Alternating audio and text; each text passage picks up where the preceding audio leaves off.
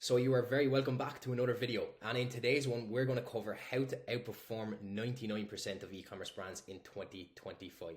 Now the reason why I wanted to create this video is because luckily for myself and my team at Gen Z Media, we've had the pleasure of working with some 7 and 8 figure operators, and we are working with these people every single day. So we get first-hand experience of how they run their business, how they operate, how they think, and look at the pros and cons of the decisions that they make every single day, especially relating to paid acquisition and email marketing in particular. So what we're going to do is we're mainly going to cover how these operators view retention and how they view that channel as a performance channel, just as they would with their advertising. So first things first in today's video is the one thing I'd like to get across is that the backend becomes the battleground. So smart operators understand that customer acquisition is not the only growth lever, and the brands, these types of brands essentially don't obsess solely over customer acquisition cost. While that is incredibly important, of course, you have to make sure that you're acquiring customers at a profitable rate. But what these operators really hone in on is LTV, because LTV is absolutely crucial to the health of your business. And they understand that they need to build systems to nurture, convert, and reconvert without relying on Meta to completely bail you out as well. Because if you're a D2C operator, founder, brand owner, you probably, if you're watching this video at the time it's releasing, Meta has been quite, let's say, unpredictable recently. So you can't really solely rely on, Meta ads to be growing your business. You do need to have those LTV systems in place. These these clients of ours, these D2C operators who we're dealing with, they understand how long it takes a customer to come back. They track the repurchase lag, obviously, of course, like a hawk, as I have written down here.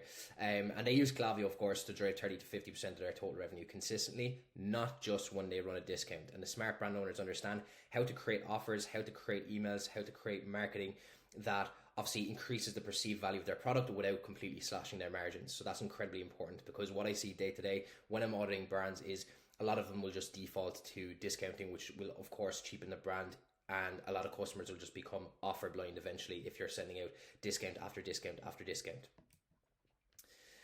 The next mindset that I want to get across in this video is the set and forget mindset. So these kind of operators, they do not set and forget anything, and they treat, as I mentioned earlier in the introduction, email and SMS as a performance channel, right?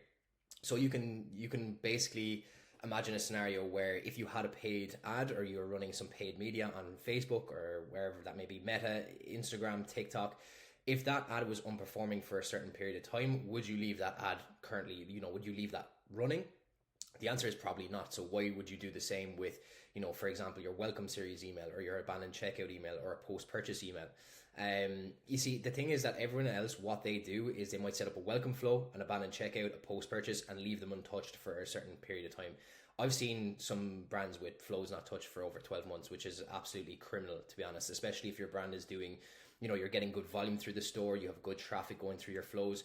Leaving them kind of decay is not going to help your business at all. And these really should be seen as performance assets. And by that, I mean testing these as if you would test ads, test angles, test concepts. And what the top 1% of brand owners, D2C operators that we deal with every day, they test flows like they test ads, or well, we will test the flows for them. They build campaigns that tell stories. Again, we would actually do that and not just push products. And they segment based off of behavior, so customer behavior and the life cycle of that customer as well. So just try to think rather than really simplifying your segmentation to who's a buyer, who's a non-buyer, which I see all of the time, even mid-8 figure brands are just simplifying their segmentation just to that. While that is fine, for a brand who's doing 7 figures, 8 figures, 9 figures, whatever that may be, these little small 1%, 2%, 3% gains that you get in your account are going to add up to a lot of revenue over 12 months, even 6 months, even 3 months. So that's really important to take into consideration. But the one thing about this point is that, their back end is a revenue engine, and it's definitely not, forgotten about, and it's constantly optimized. The third point is that they build for depth and not just volume. So everyone's chasing scales, but the smart brands, they will go deep. So not just looking at the Shopify dashboard and being happy that your revenue is going up, but understanding and really trying to postulate, how do we increase AOV without, slashing margins, without discounting too heavily? And we work with some really good brands who are absolutely fantastic at doing this with the way that they come up with offers for both paid media, for social, for email as well, which we liaise with them on. But essentially, thinking really smartly about the offers that you're doing. So rather than doing like, let's say 10%, 15%, 20% off, how can we create a bundle that will increase the AOV, which will, justify perhaps giving the customer a free product? So thinking about those smart offers that you can do. And then the second thing is like, how do we turn first-time buyers into loyalists? So not just setting up your flows and then just looking at the Klaviyo dashboard or the Shopify dashboard and being happy with how things are. Really diving into seeing, okay, how quickly are we converting a customer who joins our email list, into being a first-time purchaser? So how quickly, like how much is that day lag or even week lag? Sometimes it's quite quick, but it's still good to know, because then you can understand, okay, if someone joins my email list, most of the time on average they are going to purchase within 24 hours, or they're going to purchase within 3 days. So whatever that is, that will then help you to optimize your welcome series, and obviously it will be very good information for a paid acquisition team to know. Of course, if you're ever thinking about doing perhaps lead gen ads as well, trying to push people into the email list, or even doing some form of competition as well. And the third thing that they ask themselves is, how do we keep our list healthy and engaged long term? This is more important now than it would have been maybe 2 years ago. Email marketing has changed, deliverability is harder, Klaviyo pricing has updated as well. So it's important to keep that list clean, keep the deliverability high, because again, it is getting quite harder. Another point I kind of want to get across is like what these operators and what we help these operators do is try and find as much data about the customers as possible as well. So that includes collecting some zero-party data, and by zero-party data, I mean what additional information can you find out about the customer in terms of interests, or it could be something to do with their age, their demographic. For example, on some pop-up forms that we run for some clients, we might ask the customer on the first page, what are you shopping for today? And that could be t-shirts, pants, jumpers, whatever that may be. And using that little snippet of information is going to help you personalize your journey when that customer comes into the list. So that's just a small little example. Another thing they do is obviously testing bundles, an absolutely fantastic way, of course, to increase AOV, but it's a really easy way to make a relatively high priced, let's say, bundle of items look like it's very high value. Of course, if you show the actual absolute amount that customer is going to save. And they obsess about the customer journey, not just about the campaign calendar. So not just sending out campaigns or sending out marketing, like a headless chicken essentially. More so looking at how do we get that customer again to come into our email list, to buy for the first time, to buy for the second time potentially, or even go on to a subscription. So what does that journey look like? How long does it normally take between each step as well, by the way, which is really important to know, because that will help you then time your messaging in between. Now, the next point, 4th point, is they partner with experts and not just task runners as well. So this just applies to, of course, paid media. This applies to content. This applies to, social media management. It applies to email marketing. It applies to SMS marketing. And this is something that I've seen time and time again. The brands that scale fast usually don't try to duct tape their retention strategy or any strategy whatsoever to like a junior marketer and just YouTube tutorials. They bring in the operators. They bring in the people who know exactly what they're doing. And the best brands that we've worked with all work with specialists in each field. So for example, they will work with us for retention marketing, email and SMS. They will work with someone else for paid media. They might work with someone else for content creation. They might work with someone else for CRO, so conversion rate optimization. So they seek out the experts in each field. And again, not someone who just knows how to use Klaviyo, for example, but someone who knows how to grow profitably using that platform. And it doesn't have to be just Klaviyo as well, by the way. It could be SendLane, OmniSend, whatever that may be.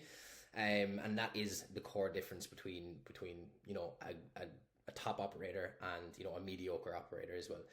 These founders aren't just looking to bring on a partner who they can just find for the lowest bid, because normally if you pay cheap, you pay twice. And that is just something that I've noticed with these kind of brand owners and operators. And of course, bit of cliche, but they think long term in a short term industry. So of course, e-commerce is changing basically every single day. It's probably one of the most rapidly changing industries there are. I think I can't really think of any other industries that change as quickly as e-commerce does. But like most founders will panic after one slow week. The top 1%, they'll zoom out. They'll think in quarters, not days. Of course, problems will occur in between, those days within the quarters, but they'll build retention plans that will compound over time. They know that fixing their post-purchase experience, for example, or optimizing their second purchase flow won't explode revenue overnight. And this is something that I explain to all brand owners I speak to, but it will definitely shift the trajectory of the business over 3, 6, 12 months. And again, going back to my earlier point, making these 3%, 2%, 1% changes in your Klaviyo account or even in your ads, for example, are going to compound massively over time. For example, if you change 1%, if you improve for 1% for a business who is doing 10 million a year, I can't do the maths that quickly, but it's probably pretty simple, but like you can do the maths on your own end. It's pretty, it's pretty substantial. And that is the mindset that a D2C operator, a top D2C operator in 2025 needs to obviously, of course, implement and employ. And then the final thing I would say is that if you're serious about building a brand that lasts, stop chasing the next hack. Seek out the experts, seek out the people who really do know what they're doing in each individual field. And of course, go back to this video if you want to recap and understand how you can adopt the mindset of the top D2C operators that we deal with every single day.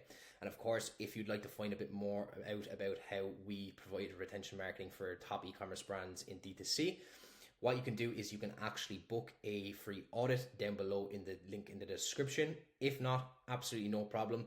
Feel free to join my email list. There'll be a link down below in the description as well. Once you join, you'll get a free 130-page email and SMS marketing guide.